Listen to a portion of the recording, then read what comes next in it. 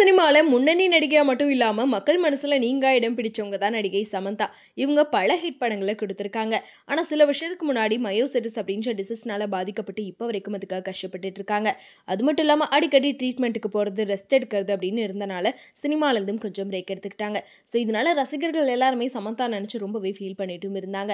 ஏன்னா Samantha already personal லைஃப்ல நிறையவே கஷ்டப்பட்டுட்டு இருக்காங்க. அப்படி இருக்கப்போ இப்படி அவங்களுக்கு போய் ஒரு டிசீஸ் வரணுமா? அவங்க ஆல்ரெடி அவங்களோட பர்சனல் லைஃப்லயே நிறைய கஷ்டப்பட்டுட்டாங்க. அப்படி இருக்கப்போ அவங்களுக்கு போய் இப்படி ஒரு நோய் வரணுமா? இதனால அவங்க பார்க்கறக்கு ஆளே மாறிட்டாங்களே அப்படின்னு சொல்லி சமந்தாக்காக ஃபீல் பண்ணிட்டு இருந்தாங்க. ஆனா சமந்தா திரும்பியுமே சினிமாக்கு ரீஎன்ட்ரி கொடுத்தாங்க. ஆனா அப்படி சினிமாக்குள்ள வந்தாலுமே முன்னணி நடிகர்கள் கூட நடிக்கல. அதுக்கு பதிலாக வெப் சீரிஸ், ஹீரோயினுக்கு முக்கியத்துவம் கொடுக்கக்கூடிய கேரக்டர்ல தான் நடிச்சிட்டு இருந்தாங்க.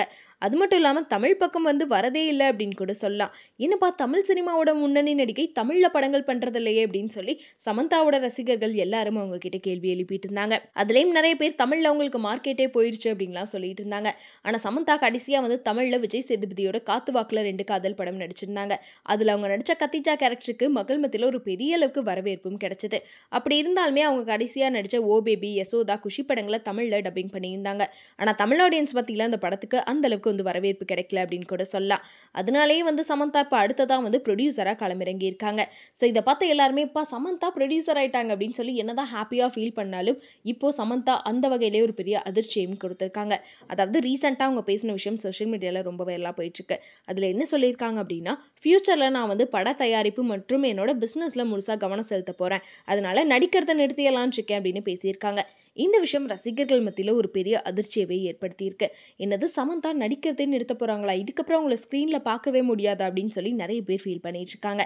ஏன்னா விஜய் ஆல்ரெடி சினிமா விட்டு போகிறாரு, அரசியலில் களமிறங்கிட்டாரு அப்படின்னு சொல்லிட்டு இருந்த நேரத்தில் இப்படி அவங்களோட ஃபேவரட்டான ஹீரோயின் சமந்தாவும் சினிமாவில் நடிக்க மாட்டேன்னு சொல்கிறாங்களே அப்படின்னு சொல்லி ரசிகர்கள் எல்லாரும் கேள்வி எழுப்பிட்டு இருக்காங்க.